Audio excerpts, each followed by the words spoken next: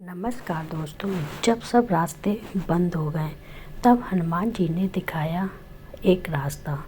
दोस्तों, आज की कहानी एक ऐसी घटना है जो जीवन की कड़वी सच्चाइयों, इंसानी संघर्ष और उस दृश्य शक्ति के एहसास पर आधारित है जिसे हम हनुमान जी कहते हैं। यह कहानी कोई जादुई लोक की कथा नहीं है, बल्कि आज के दौर की एक आम इंसान के साथ घटी ऐसी घटना है जो तर्क की सारी सीमाओं को तोड़ देती है। इसे अंत तक जरूर सुनिएगा। यह आपके भीतर विश्वास की एक नई लौ जला देगी। मुंबई की उमस भरी गर्मी और ट्रैफिक के शोर के बीच लीलावती अस्पताल के आईसीयू के बाहर खड़ा 34 वर्षीय आरमान अपनी ज़िंदगी के सबसे बुरे दौर से गुजर रहा था।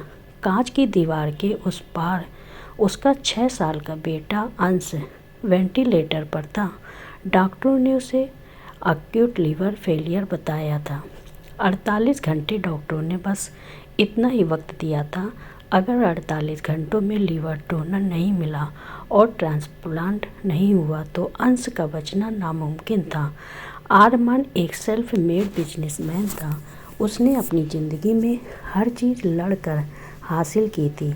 वह भगवान को मानता तो था, लेकिन उसका मानना था कि भगवान उसी की मदद करते हैं जो अपनी मदद खुद करता है। लेकिन आज उसका पैसा, उसका रुतबा और उसकी पहचान सब धरे के धरे रह गए थे।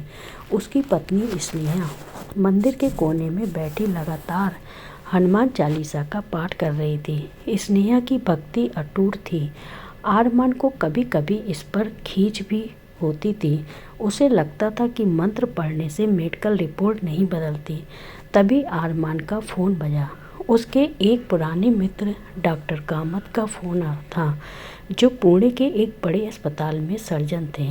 आरमान एक उम्मीद है। डॉक्टर कामत की आवाज़ में हड़बड़ाहट थी। नासिक के पास त्र्यंबकेश्वर के एक छोटे से गांव में एक एक्सीडेंट केस आया है। ब्रेन डेड पेशेंट है। ब्लड ग्रुप अंश से मैच कर रहा है। परिवार वाले अंगदान के लिए तैयार हो गए, लेकिन तुम्हें खुद वहां जाना होगा। पेपर वर्क और लीगल परमिशन के लिए परिवार से मिलना होगा, और यह सब अगले 8 घंटों के अंदर होना चाहिए, वरना वे बॉडी को अंतिम संस्कार के लिए ले जाएंगे। 8 घंटे मुंबई से नासिक का रास्ता वैसे तो 4-5 घंटे का है, लेकिन यह जुलाई का महीना था। भारी बारिश ने मुंबई और नासिक के बीच के रास्तों को नर्क बना रखा था। मौसम विभाग ने रेड अलर्ट जारी किया था। आरमान ने फ़ोन काटा और मन में कहा, मैं जाऊंगा। स्नेहा उसके पास दौड़ी आई। क्या हुआ? उसने स्नेहा से कहा, एक डोनर मिल सकता है, मुझे नासिक जाना होगा। आरमान ने अपनी कार की चाबी उठाई। स्नेहा ने डरते हुए कहा, इस बारिश में रेड अलर्ट है आरमान, रास्ते बंद हैं, मेरे पास कोई विकल्प नहीं है। स्नेहा, मैं यहाँ बैठकर अपने बेटे को मरते हुए नहीं देख सकता। आरमान की आंखों में आंसू और गुस्सा दोनों थे। जाते जाते स्नेहा ने अपने पर्स से हनुमान जी का एक छोटा सा लॉकेट निकाला और आरमान की हथेली पर रख दिया। इसे रख लो, वह रक्षा करेंगे। आरमान ने बहस करने का वक्त नहीं समझा। उसने लॉकेट को जेब में डाला और पार्किंग की तरफ दौड़ पड़ा। उसे नहीं पता था कि यह सफ़र उसकी ज़िंदगी और उसकी सोच को हमेशा के लिए बदलने वाला है। शाम के 6 बज चुके थे जब आरमान ने अपनी एसयूवी मुंबई नासिक हाईवे पर दौड़ा दी। बारिश इतनी तेज़ थी कि वाइपर भी पानी साफ नहीं कर पा रहे थे। ऐसा लग रहा था जैसे आसमान फट पड़ा हो। ठाड़े पार करते करते अंधेरा छा गया था। रेडियो पर लगातार चेतावनियां आ रही थी। कसारा घाट पर भारी भूस्खलन की आशंका है, कृपया यात्रा टाल दें। लेकिन एक पिता के लिए कोई चेतावनी मायने नहीं रखती। आरमान का दिमाग केवल एक ही गणित लगा रहा था, स्पीड और दूरी। उसे किसी भी हाल में रात 2 बजे से पहले उस गांव में पहुंचना था। जैसे ही वह कसारा घाट के पास पहुंचा, गाड़ियों की लंबी कतार लग गई। ट्रैफिक जाम था। पता चला कि आगे एक बड़ा कंटेनर पलट गया है। आरमान का दिल बैठ गया। यहाँ फंसने का मतलब था घंटों की देरी, और देरी का मतलब था अंश की मौत। उसने गूगल मैप्स खोला। एक वैकल्पिक रास्ता दिख रहा था जो इगतपुरी के जंगलों और छोटे गांवों से होकर गुजरता था। यह रास्ता कच्चा था और खतरनाक भी, लेकिन यह उसे ट्रैफिक से बचा सकता था। बिना एक पल सोचे आरमान ने स्टीयरिंग घुमाई और मुख्य हाईवे छोड़कर उस अंधेरे सुनसान रास्ते पर गाड़ी उतार दी। शुरुआत के 20 किलोमीटर ठीक रहे, लेकिन जैसे जैसे वह जंगल के अंदर गया, सड़क गायब होने लगी और कीचड़ बढ़ने लगा। चारों तरफ घना जंगल, तूफानी हवाओं से झूलते पेड़ और खूब अंधेरा। मोबाइल का नेटवर्क भी आता जाता हो रहा था। अचानक एक जोर का झटका लगा। धड़ाम! कार एक बड़े गड्ढे में गिरी और इंजन बंद हो गया। आरमान ने चाबी घुमाई। खर खर की आवाज़ हुई और इंजन ने स्टार्ट होने से मना कर दिया। नहीं नहीं, अभी नहीं। आरमान ने स्टीयरिंग पर हाथ पटका। वह बाहर निकला। बारिश की बूंदें गोलियों की तरह चुभ रही थी। उसने बोनट खोलकर देखा। इंजन से धुआं निकल रहा था। रेडिएटर फट गया था, शायद, या फिर पानी अंदर चला गया था। उसे मैकेनिक्स का ज़्यादा ज्ञान नहीं था। उसने फ़ोन चेक किया, नो सर्विस। घड़ी देखी, रात के 9 बज रहे थे। वह जंगल के बीचों बीच फंसा था। न आगे जाने का रास्ता, न पीछे जाने का। दूर दूर तक कोई रोशनी नहीं थी, केवल बारिश का शोर और जंगली जानवरों का डर। हताशा ने उसे घेर लिया। वह कार के अंदर वापस बैठा और ज़ोर से चिल्लाया। उसका आत्मविश्वास, उसका पैसा, उसकी प्लानिंग सब फेल हो चुका था। उसे अपनी आँखों के सामने अंश का चेहरा दिखाई देने लगा।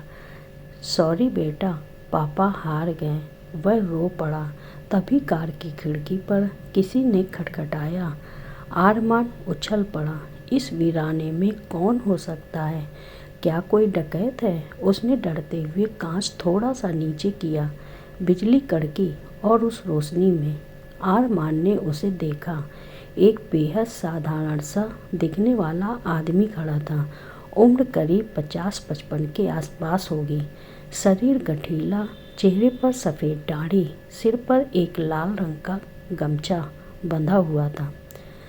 उसने एक साधारण धोती कुर्ता पहन रखा था जो बारिश में पूरी तरह भीग चुका था। हाथ में एक पुरानी लालटेन थी और दूसरे हाथ में एक मोटा डंडा। गाड़ी खराब हो गई क्या साहब? उस आदमी की आवाज़ में एक अजीब सी खनक थी। इतनी तेज़ बारिश के शोर में भी उसकी आवाज़ साफ सुनाई दे रही थी। आरमान ने हिचकिचाते हुए कहा, हाँ, इंजन स्टार्ट नहीं हो रहा। आदमी ने कहा, बोनेट खोलो, देखते हैं।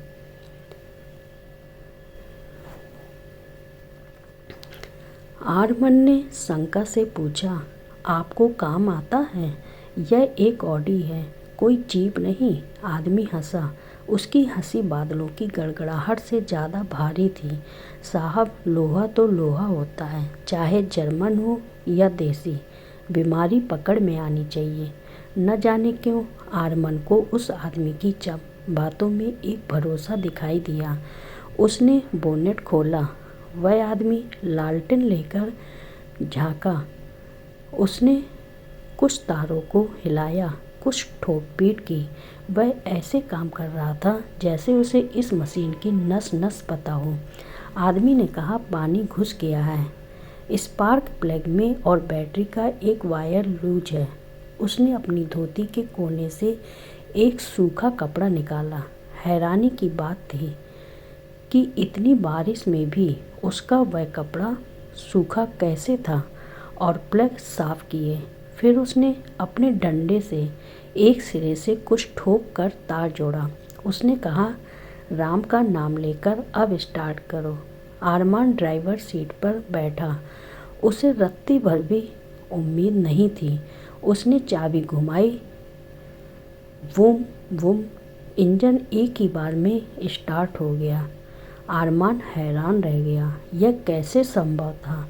जिस खराबी को वह इतनी देर से देख रहा था वह 2 मिनट में ठीक हो गई। शुक्रिया भाई साहब, अरमान ने चिल्लाकर कहा। मैं आपको कैसे धन्यवाद दूं? आपको पैसे चाहिए? आदमी खिड़की के पास आया। पैसे नहीं चाहिए साहब, बस लिफ्ट दे दो, आगे रामपुर तिराहे तक जाना है। अरमान ने दरवाज़ा खोल दिया।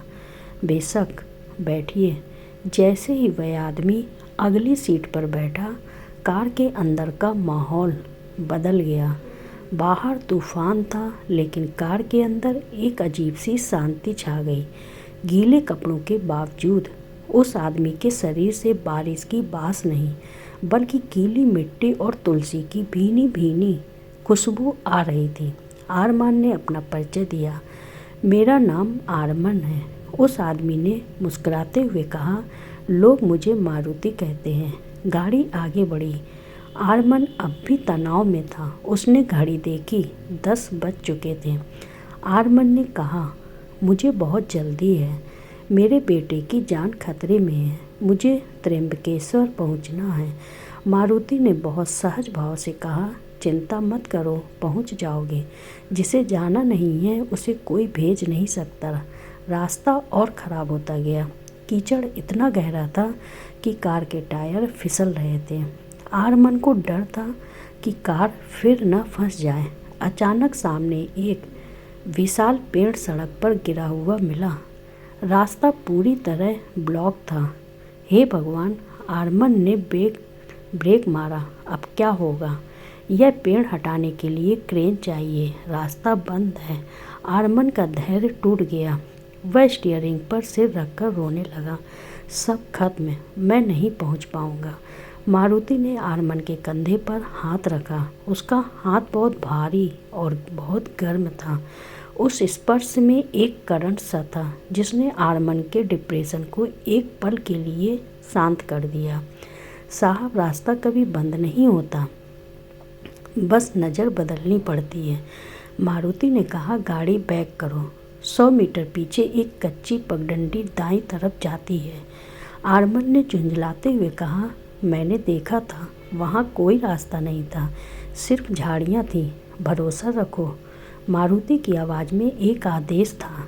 न चाहते हुए भी अरमान ने गाड़ी बैक की और सचमुच झाड़ियों के बीच एक बहुत सकरा रास्ता था जो पहले उसे दिखाई नहीं दिया था। यह तो पगडंडी है, गाड़ी नहीं जाएगी। अरमान ने कहा, जाएगी, बस पहिया मत रोकना। मारुति ने कहा। अरमान ने गाड़ी उतार दी। वह रास्ता बेहद खतरनाक था। एक तरफ पहाड़, दूसरी तरफ खाई। अंधेरा इतना कि हेडलाइट की रोशनी भी कम पड़ रही थी, लेकिन मारुति लगातार निर्देश दे रहा था। थोड़ा बाएं, अब सीधा, डरो मत, जाने दो। एक अजीब बात हो रही थी। कीचड़ और पत्थरों वाला रास्ता होने के बावजूद कार को झटके नहीं लग रहे थे। ऐसा लग रहा था जैसे कोई अदृश्य शक्ति कार को नीचे से संभाले हुए है। अरमान गाड़ी चला रहा था, लेकिन उसे महसूस हो रहा था कि कंट्रोल उसके हाथ में नहीं है। रास्ते में अरमान ने अपनी कहानी बताई। अंश की बीमारी, अपना घमंड, अपनी बेबसी। मारुति चुपचाप सुनता रहा। बीच बीच में वह बस इतना कहता, कष्ट ही मनुष्य को जोड़ता है साहब। जब सब दरवाजे बंद होते हैं तभी ऊपर वाला अपनी खिड़की खोलता है। आप क्या करते हैं मारुति काका? अरमान ने पूछा। मैं बस अपने मालिक की सेवा करता हूँ। जहाँ वो भेज देते हैं चला जाता हूँ। कभी किसी की गाड़ी बनवाने, कभी किसी को रास्ता दिखाने। उसने हंसते हुए कहा। करीब 1 घंटे के बाद जंगल खत्म हुआ और वे एक पक्की सड़क पर आ गए। यह कौन सी जगह है? अरमान ने जीपीएस देखा। वह हैरान रह गया। जीपीएस बता रहा था कि वे घोटी के पास हैं। जंगल के रास्ते ने उनका 40 किलोमीटर का सफ़र और 2 घंटे का समय बचा दिया था। अब नासिक केवल 45 मिनट दूर था। यह चमत्कार है, आर्मन बुदबुदाया। मारुति ने कहा, चमत्कार नहीं, कृपा है, बस यहाँ रोक दो, मेरा स्टॉप आ गया। आर्मन ने कहा, यहाँ तो कुछ नहीं है, अंधेरा है। वह नहीं चाहता था कि यह आदमी उतरे। उसे इस आदमी के साथ सुरक्षित महसूस हो रहा था। मारुति ने दरवाज़ा खोला, मुझे यहीं उतरना है, आगे का रास्ता सीधा है, तुम समय पर पहुंच जाओगे। आर्मन ने अपना वॉलेट निकाला, प्लीज़ कुछ तो रख लीजिए, आपने आज मेरी ज़िंदगी बचाई है। मारुति ने वॉलेट को हाथ से पीछे कर दिया। साहब, अगर देना ही है तो कभी किसी ज़रूरतमंद की मदद कर देना। मारुति ने गाड़ी से उतरते हुए आर्मन की जेब की तरफ इशारा किया। और हाँ, वह जो पत्नी ने दिया था उसे जेब में नहीं, दिल में रखना चाहिए।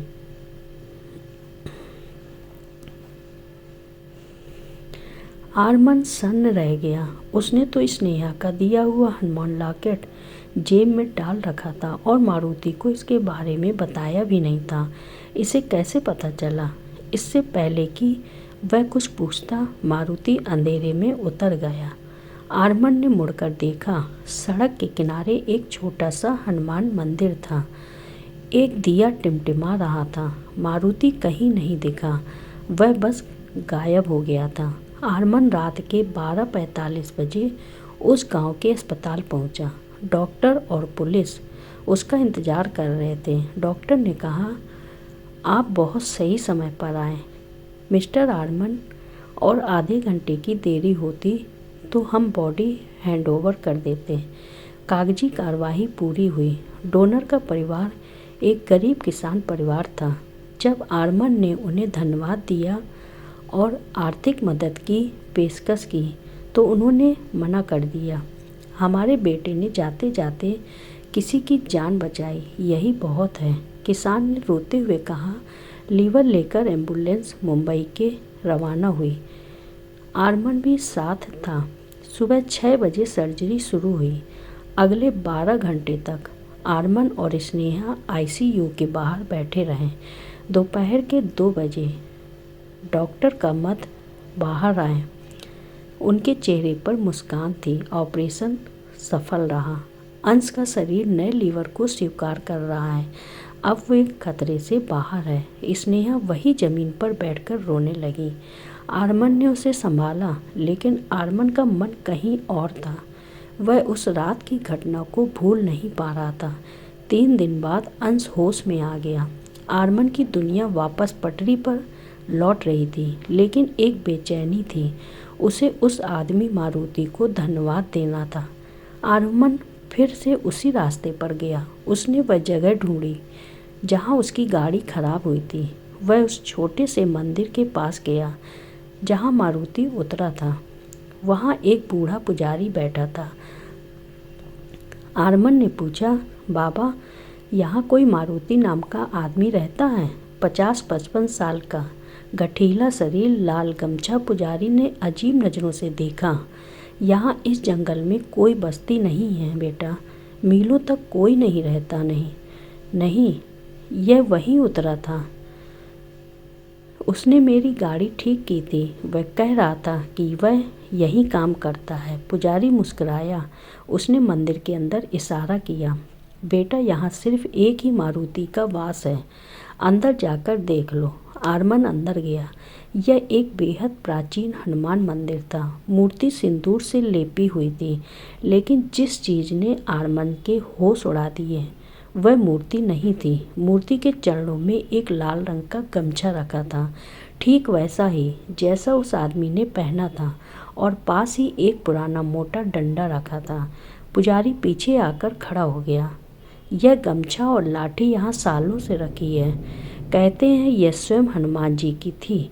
तुम जिस हुलिये की बात कर रहे हो, 30 साल पहले एक ट्रक ड्राइवर ने भी बिल्कुल यही हुलिया बताया था जब उसकी जान बची थी। आरमन के पैरों तले जमीन खिसक गई। उसे उस आदमी के शब्द याद आए, लोहा तो लोहा होता है, जिसे जाना नहीं है उसे कोई भेज नहीं सकता। राम का नाम लेकर स्टार्ट करो। और सबसे बड़ी बात, उसका नाम मारुति था। आरमन की आंखों से आंसू बहने लगे। यह डर के आंसू नहीं थे, यह कृतज्ञता के आंसू थे। वह तर्क खोजने आया था, लेकिन उसे सत्य मिल गया था। वह जिसे एक मैकेनिक समझ रहा था, वो दुनिया का सबसे बड़ा रक्षक था।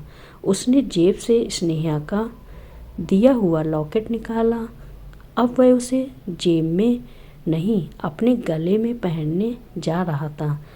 आरमन मुंबई वापस लौटा, लेकिन अब वह पुराना आरमन नहीं था। अब वह मंदिर में स्नेहा के साथ बैठता था।